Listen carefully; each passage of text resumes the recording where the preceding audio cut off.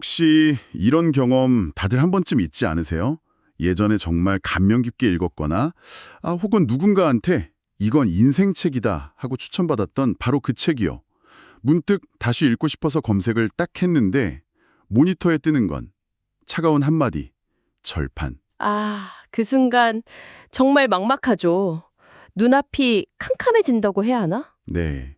새 책은 뭐 당연히 없고 혹시나 해서 보면 전자책으로도 안 나와 있고 그럼 이제 마지막 희망으로 중고서점 앱을 막 새로 고침해보는데 재고 없음. 네, 계속 그 글자만 보이고 그냥 책 한 권 읽고 싶었을 뿐인데 이게 무슨 거대한 벽에 부딪힌 것 같은 그런 좌절감이 들죠. 오늘 저희가 함께 깊이 파고들 자료가 바로 이 절판 도서 문제, 그리고 아주 독창적인 해결책에 대한 이야기입니다.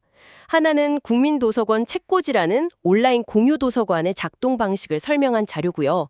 다른 하나는 바로 그 절판된 책 한 권을 찾아 헤매는 독자의 애타는 마음을 담은 글이에요. 네, 이 자료들을 통해서 저희는 단순히 책을 빌리는 새로운 서비스를 넘어서요. 책을 소유하는 것에서 접근하는 것으로 관점이 어떻게 바뀌고 있는지, 그리고 그 변화가 잊혀가는 지식과 이야기에 어떻게 새로운 생명을 불어넣는지 한번 탐색해 보겠습니다. 자, 그럼 먼저 이 문제의 핵심부터 짚어봐야 할 것 같아요. 자료를 보니까 요즘 이런 절판이 더 흔해지고 있다면서요. 네, 그게 출판 시장이 좀 위축되면서 초판만 겨우 찍고 재판에 들어가지 못하는 책들이 늘어난다는 거죠. 근데 여기서 중요한 지점이 있어요. 많은 분들이 절판이라고 하면 그 책이 세상에서 완전히 사라지는, 뭐랄까, 사형 선고처럼 느끼시거든요. 맞아요. 끝났다고 생각하죠. 그렇죠. 하지만 자료가 정확히 짚어주는데 그게 더 이상 새 책을 안 찍는다는 뜻이지 있는 책이 다 사라졌다는 의미는 아니라는 거예요. 아, 이미 인쇄된 책들은 여전히 누군가의 책장에 또 어딘가의 도서관에 분명히 존재하고 있는 거죠. 문제는 바로 그거죠. 그 어딘가가 대체 어디인지 우리가 알 수가 없다는 거. 네. 자료에 묘사된 독자의 노력이 정말 눈물겨운데요. 중고서점 앱에 알림 걸어두고 하루에도 몇 번씩 새로 고침하고. 그러다 운 좋게 알림이 딱 울려서 들어가 보면 가격이 막 터무니없이 비싸거나 맞아요. 아니면 책 상태가 어떤지 전혀 알 수가 없거나. 바로 그 지점에서 독자들이 지치고 약간 회의감에 빠지는 거죠. 자료에 나온 독백 있잖아요. 읽고 싶은 책을 읽기 위해 이렇게까지 해야 하나? 아, 정말 많은 분들이 공감하실 것 같아요. 네. 이건 단순히 책 한 권 못 구하는 불편은 그 이상이에요. 지식을 탐색하는 즐거움 자체가 스트레스가 되어버리는 경험인 셈이죠. 그런데 이 끝없는 좌절의 과정이 아주 흥미로운 생각의 전환으로 이어지더라고요. 자료에서 던지는 이 질문이 핵심인 것 같아요. 꼭 소유해야만 할까? 그냥 읽을 수만 있다면 충분하지 않을까? 바로 그겁니다. 어떻게 보면 저희가 미디어를 소비하는 방식 전체를 관통하는 질문이죠. 아, 그러네요.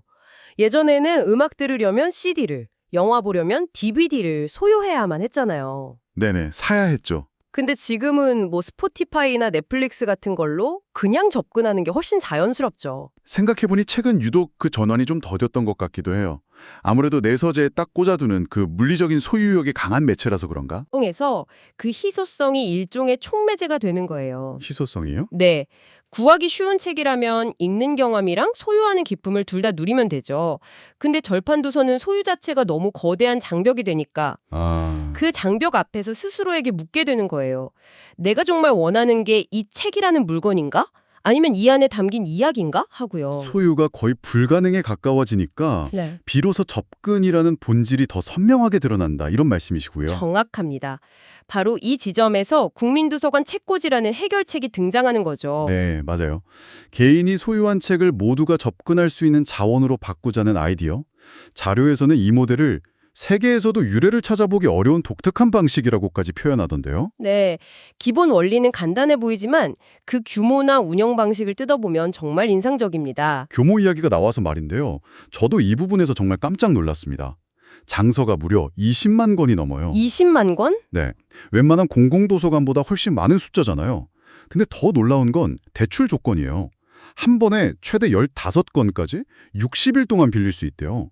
심지어 30일 연장까지 가능하고요. 잠깐만요. 15건에 60일이요? 네, 와, 그건 거의 뭐 연구자 수준의 대출 조건인데요. 보통 도서관이 2주에 한 5권 정도 아닌가요? 그렇죠.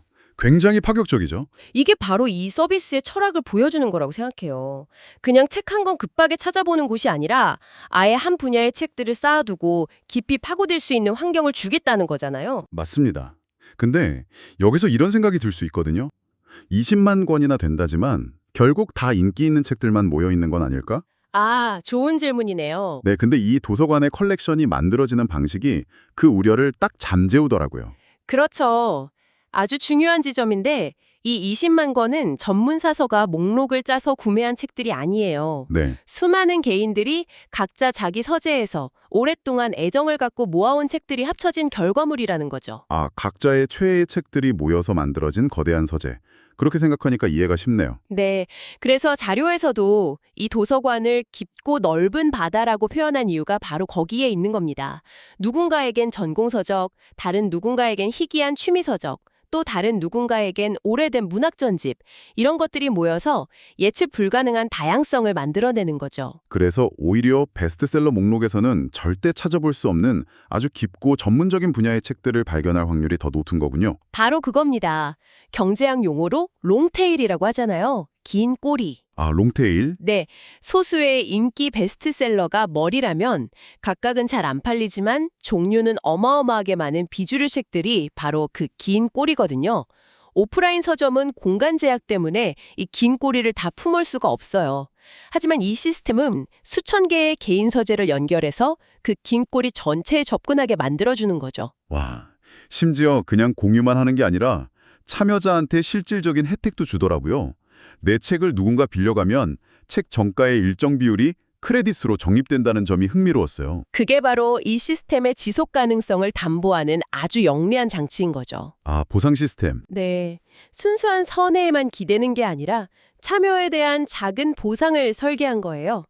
특히 출간 1년 이내 신간은 최대 5%까지 적립되고 이 크레딧은 현금으로 정산도 가능하다고 해요. 내 책장에 잠자는 책이 다른 사람에겐 지식이 되고 저에겐 작은 용돈이 되는 선순환 구조네요. 그렇죠. 하지만 이런 공유 시스템 이야기할 때 꼭 나오는 걱정 있잖아요. 내 소중한 책이 망가지거나 없어지면 어떡하지? 이 부분은 어떻게 대비하고 있나요? 당연히 그 부분에 대한 고민이 깊었겠죠. 자료를 보니까 아주 체계적인 안전장치를 마련해 뒀더라고요. 일단 대출되는 모든 책의 상태를 동영상으로 촬영해서 기록으로 남긴다고 합니다. 동영상으로요? 네.